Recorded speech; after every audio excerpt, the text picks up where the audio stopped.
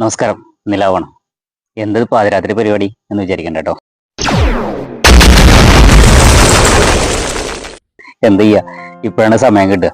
നമ്മളൊരു ഡോഗിനെ എടുത്തിട്ട് ട്രീറ്റ്മെന്റ് ഇതിന്റെ DVDs ഒക്കെ ഞാൻ ഇട്ടിരുന്നില്ലേ. അപ്പൊ ഏതായാലും നമ്മൾ ശ്രമിച്ചുകൊണ്ടിരിക്കുകയാണ്. അപ്പൊ അതിന്റെ 2 ഘട്ടം കഴിഞ്ഞു. 3-ാമത്തെ ഘട്ടം.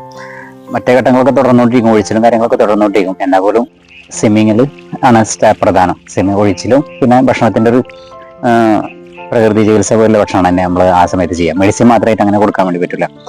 പൊതുവെ ടയർഡായ ഡോഗിനെ നമ്മൾ അലോപ്പതി മരുന്നുകളും ഇതിലൊക്കെ കൂടുതൽ കുത്തിവെച്ചിട്ടുണ്ടെന്നുണ്ടെങ്കിൽ അവർ കൂടുതൽ ലിവർ ഫംഗ്ഷനും കാര്യങ്ങളൊക്കെ തകരാറിലായി കഴിഞ്ഞാൽ പിന്നെ നമുക്ക് പിടിച്ചാൽ കിട്ടില്ല. അത് വീണ്ടും വീണ്ടും വീക്കായി പോകും. ഇതിൽ തന്നെ ഭക്ഷണം തന്നെ മരുന്നാവുന്ന രീതിയിലാണ് ഭക്ഷണം തയ്യാറാക്കുക. ഉദാഹരണത്തിന് പ്രധാനമായിട്ട് ഇപ്പോൾ കൊടുത്തിരുന്ന ഭക്ഷണത്തിന് വെച്ചിട്ട് ഡെയിലി 2 നേരമായിട്ട് പൂക്കളുടെ ലേഹ്യം നമ്മൾ തന്നെ ഉണ്ടാക്കിയിട്ട് അത് കൊടുക്കും.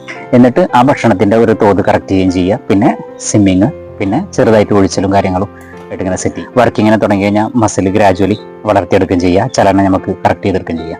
അങ്ങനെ ഒരു 3-4 ആഴ്ച കൊണ്ട് അതിന് എണീറ്റേക്കാവുന്ന രീതിയിലാവും. അങ്ങനെയാണ് എൻ്റെ ഒരു അനുഭവം.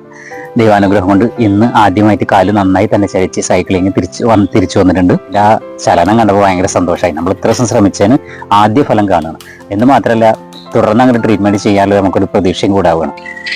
ശരിയാവും എന്ന് തന്നെയാണ് എൻ്റെ ഒരു അനുഭവം. ശരിയാവാത്ത കേസുകൾ മുൻകാലങ്ങളിൽ ഉണ്ടായിട്ടുണ്ട്. പക്ഷെ ആ കാലത്ത് അത് ശ്രമിച്ചിട്ടില്ല എന്നതും ഒരു സത്യമാണ്. എന്ന് ശ്രമിച്ചു തുടങ്ങിയോ അന്ന് മുതൽ ഫലം കണ്ടിട്ടുണ്ട്. അതിൻ്റെ ഒരു സന്തോഷം വേറെയാണ്, സംതൃപ്തിയും. അതുകൊണ്ട് നായയാണോ പൂച്ചയാണോ മനുഷ്യനൊന്നല്ല, നമ്മളെ കയ്യിൽ ഏതാണോ വന്നേ അതിന്റെ ദുരിതത്തിൽ നമ്മൾ പരിപൂർണമായിട്ട് എല്ലാ നിലക്കും കൂടെ നിൽക്കുക. ചെയ്യാവുന്നതിന്റെ പരമാവധി എന്തും ചെയ്യും. അതാണ് ഒരു പൊതു രീതി. ചെയ്യാവുന്നതിന്റെ പരമാവധി ചെയ്യുക എന്നുള്ളതാണ്. ഇത് കണ്ടില്ലേ, 3 ദിവസം സ്വിമ്മിങ് തുടങ്ങിയതിനു ശേഷം തന്നെ ഡെഡായി കിടന്നിരുന്ന ആളാണ്. ഇപ്പൊ ശരിക്കും അനക്കം വെച്ച് തുടങ്ങി. റിസൾട്ട് കാണുന്നതിന്റെ ഒരു സന്തോഷം, വളരെ വളരെ സന്തോഷം. അടുത്ത സ്റ്റേജ് ട്രീറ്റ്മെന്റ് ലാസ്റ്റ് സ്റ്റേജ് ആവുന്നതാണ് എൻ്റെ ഒരു പ്രതീക്ഷ. ഇപ്പോ വെള്ളത്തിലുള്ള ഒരു സൈക്ലിങ് നിലത്ത് വെക്കാനൊരു സംവിധാനത്തിലേക്ക് എത്തണം. ശരിയാവും എന്ന് തന്നെയാണ് എൻ്റെ പ്രതീക്ഷ. അപ്പൊ ശരി, പുതിയൊരു വീഡിയോയുമായി ചില എഡിറ്റിംഗ് നമ്പറുകളുമായി നമുക്ക് വീണ്ടും കാണാം. നമസ്കാരം.